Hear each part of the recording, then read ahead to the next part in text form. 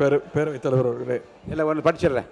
சிறப்பு கவன ஈர்ப்பு. தமிழ்நாட்டிலிருந்து நேபாளத்திற்கு சுற்றுலா சென்றவர்கள் வெள்ளத்தில் சிக்கியது குறித்து விழி 55 கீழ் அறிவிப்புகளை கீழ்கான உறுப்பினர் கொடுத்துள்ளார்கள். திருவாளர்கள் ஏவா வேலு அவர்கள், மாநில உறுப்பினர் கார்த்திகேயன், மாநில உறுப்பினர் சி.வே. கணேசன் அவர்கள், மாநில உறுப்பினர் தமிழ் அன்சாரி அவர்கள், மாநில உறுப்பினர் ஜவஹர்லா அவர்கள், மாநில உறுப்பினர் எடப்பாடி கே. பழனிசாமி அவர்கள், மாநில உறுப்பினர் அக்ரி எஸ்.எஸ். கிருஷ்ணமூர்த்தி அவர்கள், மாநில உறுப்பினர் கே. சிவகுமார் அவர்கள், மாநில உறுப்பினர் ஆர். செல்லசுவாமி அவர்கள், மாநில உறுப்பினர் திருமதி லதா அவர்கள், மாநில உறுப்பினர் டி. ராமச்சந்திரன் அவர்கள், மாநில உறுப்பினர் மாரிமுத்து அவர்கள்.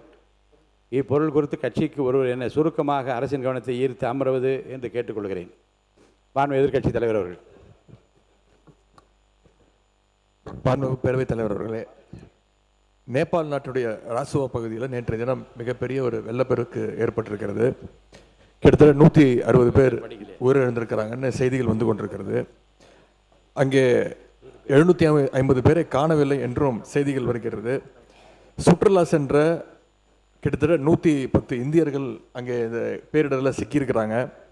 குறிப்பாக தமிழ்நாட்டுடைய பல்வேறு மாவட்டங்களைச் சேர்ந்த 40க்கும் மேற்பட்ட தமிழ் மக்கள் சிக்கியிருக்கிறதாக செய்திகள் தொடர்ந்த வண்ணம் வருகின்றது.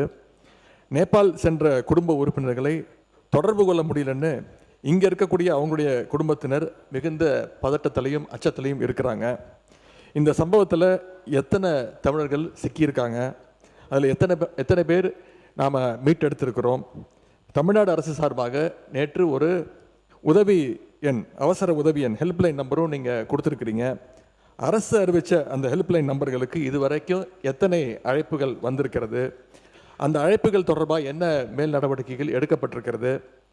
இந்த நிலைமையில் தமிழர்களை பத்திரமா மீட்டுட்டு வர்றதுக்கு தமிழக அரசு சார்பாக ஒரு சிறப்பு அதிகாரியை, ஒரு ஸ்பெஷல் ஆஃபீஸரை இந்த அரசு நியமிச்சிருக்கிறதா?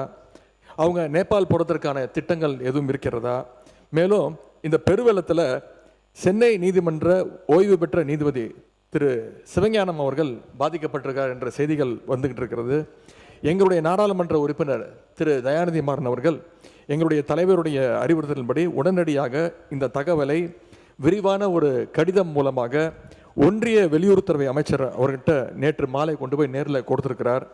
இந்த இக்கட்டான நேரத்தில் பாதிக்கப்பட்ட ஒரு குடும்பத்திற்கு நாம் அனைவரும் பாதுகாப்பாகவும் உறுதுணையாகவும் இருக்க வேண்டும் என்று கேட்டுக்கொண்டு இந்த சம்பவம் தொடர்பாக அரசு உரிய விளக்கம் அளிக்குமாறு நான் கேட்டுக்கொள்கின்றேன். பிளே ஸ்டோர் மற்றும் ஆப் ஸ்டோரில் இருந்து பாலிமர் செயலியை QR கோடு மூலம் பதிவிறக்கம் செய்யுங்கள். செய்திகளை உடனுக்குடன் பெறுங்கள்.